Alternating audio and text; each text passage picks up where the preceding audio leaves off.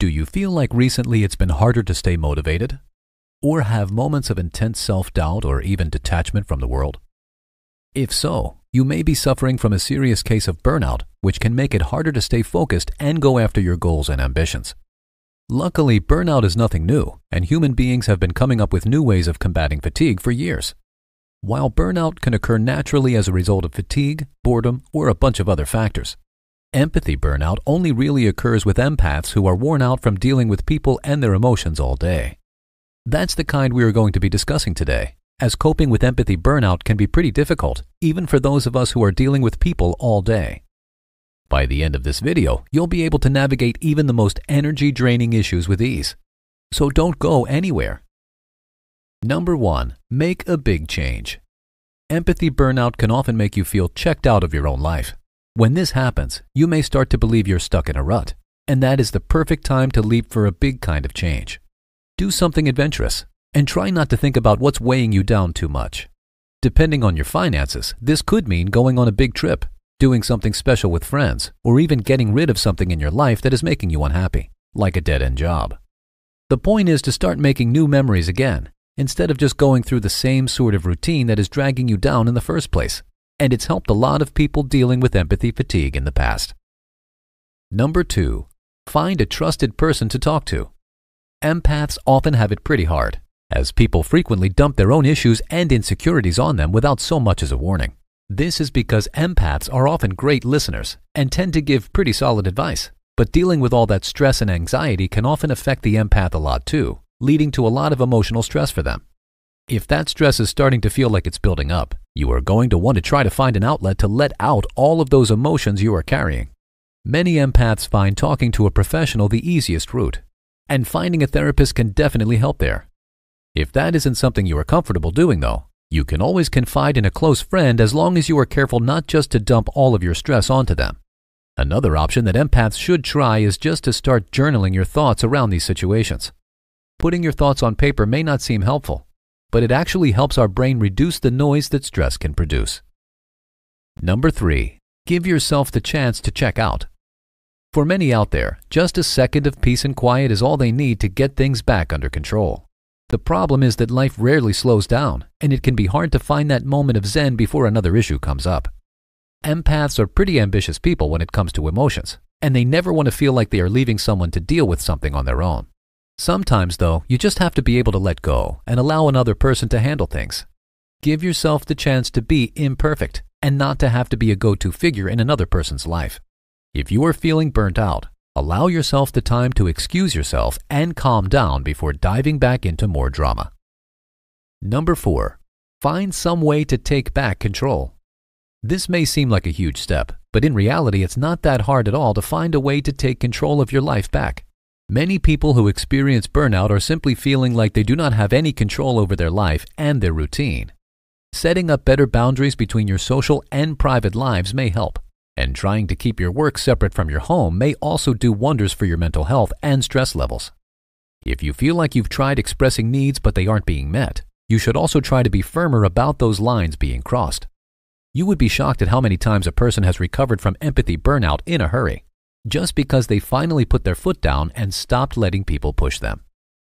Number 5. Listen to your inner self. We can get so wrapped up in whatever is going on in our lives that we often forget to check in with ourselves. But what does that even look like? For many people, meditation can make it easier to figure out what it is they are really feeling, as well as helping to determine what they need to do to fix their problems. For others, it is simply having some time to themselves to enjoy a hobby they like. But whatever it is, make sure you are taking the time to listen to yourself. If you are starting a new job and you're scared to talk with new people, that's okay. But make sure you are aware of that. Our feelings aren't going to go away, no matter how much we may want them to. And so making sure you are confronting your fears, hopes, and anxieties will go a long way in restoring your empathy and compassion. By the way, make sure to subscribe if you've learned something new today. Number 6. Figure out what you can fix now versus what will take time.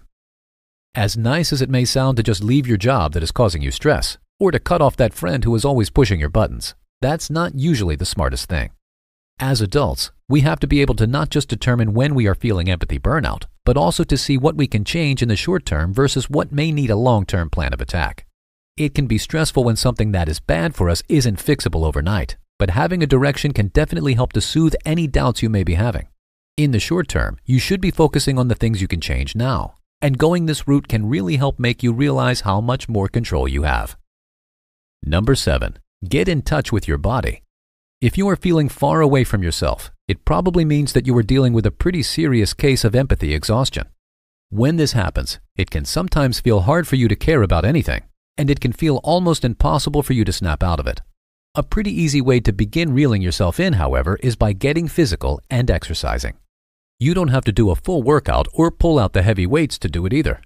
Just getting up and stretching or throwing your limbs around in your bedroom can help bring you back closer to your body again, so you can start to identify what emotions you are feeling and how you can feel better. Number 8, be as nice to yourself as you have been to others. The tough thing about compassion fatigue is that it's not usually your fault that you are experiencing it. Most people don't understand empaths very well, and very few understand how overwhelming a person's emotions can sometimes be. You need to be as kind to yourself in those situations as you were to your friends before, and not blame yourself for what's happening. Establishing healthy boundaries as an empath can be hard, and it can take time. Empathy burnout is something nobody wants to have to go through, and it is all the more difficult to get out of when you feel like you deserve it. So make sure you are being compassionate to yourself through the entire process, as it may take some time. Number 9, figure out what you need. It may sound easy, but figuring out what it is that you need in order to feel better can sometimes feel like a tall order. Maybe it's sleep, a big meal, or the comfort of a family member. But whatever it is, make sure you get it as soon as possible. The one thing you should not do is try to solve the problem right away, or ignore it in the hopes that it will leave you. If you are experiencing burnout, it means your body and mind are having a hard time enduring the recent stretch you've been going through. So you are going to want to find a way to help yourself before you begin to shut down. Our bodies are truly amazing, but they can't keep going after you've emptied the gas tank. Number 10, start to open yourself up again.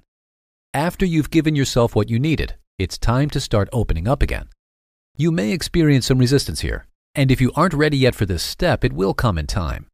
Starting to put yourself out there after being overwhelmed can seem impossible at first, but eventually you are going to have to start living your normal and hopefully improved life again.